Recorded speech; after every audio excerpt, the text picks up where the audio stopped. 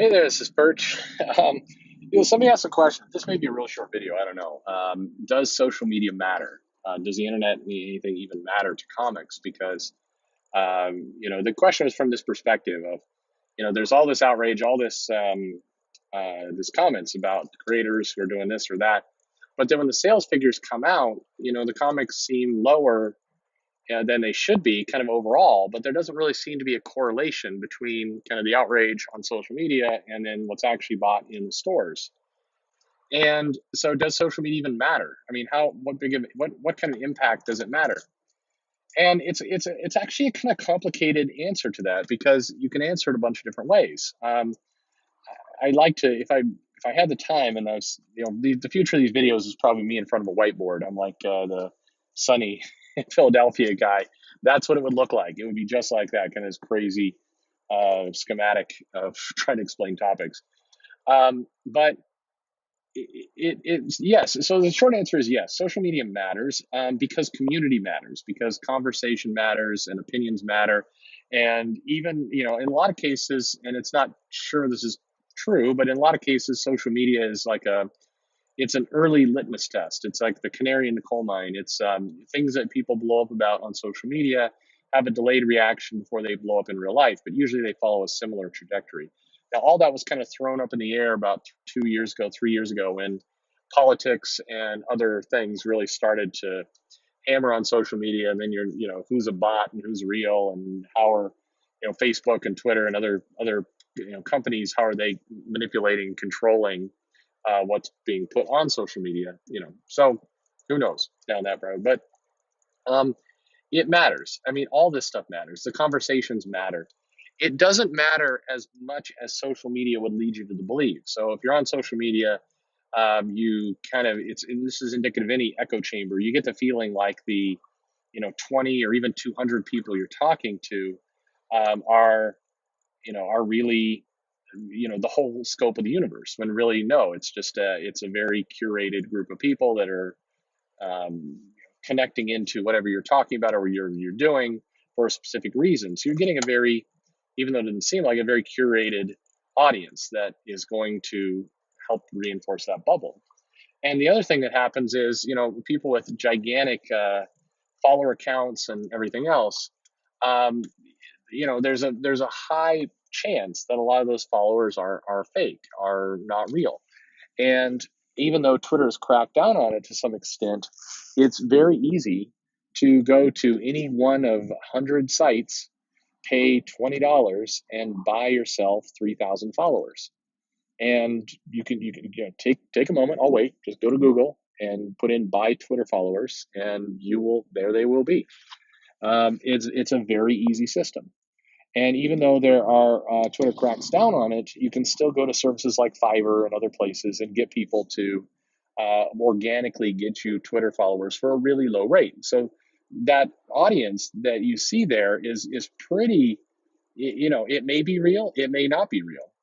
And the other thing that happens is people will buy other people followers. So this happened to me about a year ago, and I was smart in that I publicly talked about it on Twitter the second I saw it happening, which was one day I go check Twitter and I've got some number of followers, like 200 followers, and then a half hour later I've got 800 followers, and it's like, and I'm noticing in the little notifications that these followers all seem kind of weird. They don't seem like common people. I don't know where they're coming from, and it tapped out about, I don't know, about 2,400 followers, and I put my hand up. I alerted Twitter that something weird was going on. I was getting my fear, and I still don't know the case. My fear was that somebody went to one of these sites that had, $10, dropped $10 and bought me a bunch of followers, because I think, it's my understanding it's against the rules to get your account banned. At that time, I was having some, disagreements with an individual who seemed pretty unhinged. It was weird because I remember I posted a thread about somebody in the somebody who was really pro Comicsgate was saying that, oh, it's the women are hired into comics as a to fulfill a ratio, to fill, it's like affirmative action. That's how women are hired. They're only hired because of affirmative action in comics. And I posted, was probably too long a thread, in fairness, of no, that's not true. Here's lots of history about women in comics, zero signs that there is an affirmative action campaign. I did make the point that yes, you do have networking that goes on. So, of course, somebody who knows other people are going to hire their friends, and that happens. But that's totally different from some kind of policy where you've got to hire women for whatever reason. And I got immediately attacked by both sides.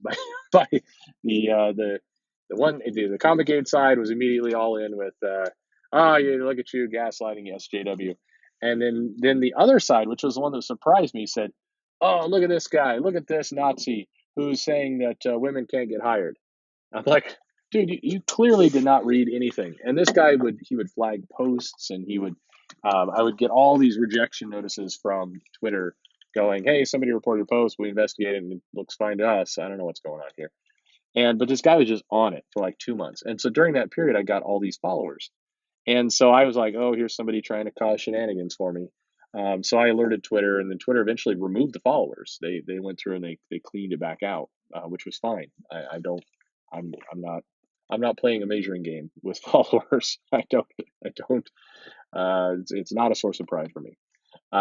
Anyway, but my point in all that was a long kind of deviation. My point in all that was that what you think is going on in social media in terms of influence and followers and even the check mark. I mean, the check mark. A very good friend of mine is Blue Checkmark guy, and the way he got that check mark is he wrote a couple blog influential articles, and he posted them, and then he applied for the blue check mark and linked to the articles saying, "See, I'm creating content." And 2 days later, I mean, well, I don't know, a very very short amount of time was a check mark. The guy wasn't notable.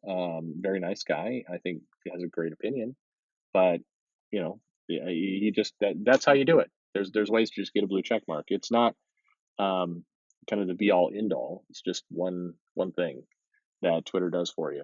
But I think that there is the undeniable fact that what people get hung up about on social media isn't what necessarily happens in real life in the bookstores and everything else.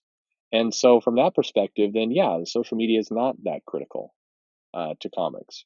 But as a vehicle for making comics better, for showing preview art, for writers or creators engaging with fans and talking about some of the ideas they have and other things they're doing, absolutely, social media is important from that perspective. It's brilliant from that perspective. It's a wonderful tool for marketing and for making a name for yourself and building a brand and doing all kinds of things. I do think, I don't remember, some creator recently said that the publisher expects them to do all the marketing. There's no other business like that. Not really. I mean, keep in mind, you as a creator are a freelancer, and so if you're marketing a book, I mean, good for you. The publisher benefits from that, but you're really all about you're marketing yourself. Like any artist, any creator, any writer, any photographer, when you go into business on social media, marketing the work you do, you're building your portfolio. So yeah, you should market yourself. That's kind of the point. You want to get other work, you want to get other jobs. You're a freelancer. You're not a staff member paid by a company to shill for them. You are shilling for your project for them, but there is no expectation if you are, if you're Brian Bendis, DC is not telling you, hey, you better get out there and hustle for, Scott Snyder's book. Maybe you do that because you like him and you like his story, and that's good. You're just being a good community member, good neighbor. But no publisher is telling you, hey, you got to go pitch all the books, including the ones that aren't your own. But there is kind of this expectation, I think, that there's this expectation on the publisher side that, yeah, we have this creator and we're billing them and we're putting their social media handle in the book, and we kind of expect them to, talk about the book every now and then. Nobody's going to get fired if they don't do that, but you'd be crazy not to because you're building your brand. Because one day, you may want to go to a different company, or you may want to make a pitch for a different project, so you want to have some weight behind you with followers and other things. So yeah, you pitch your book. You want to be successful in your job. I hope I hope that's what people are doing. Anyway, so social media, yeah, I mean that's the way it all factors in. I think it's social media is an interesting tool. It's definitely one that can do a lot of good for a property. And it's funny, if more people work together on social media, we could be really, really strong. But personal egos and individual stuff comes into play, and that always makes it tough.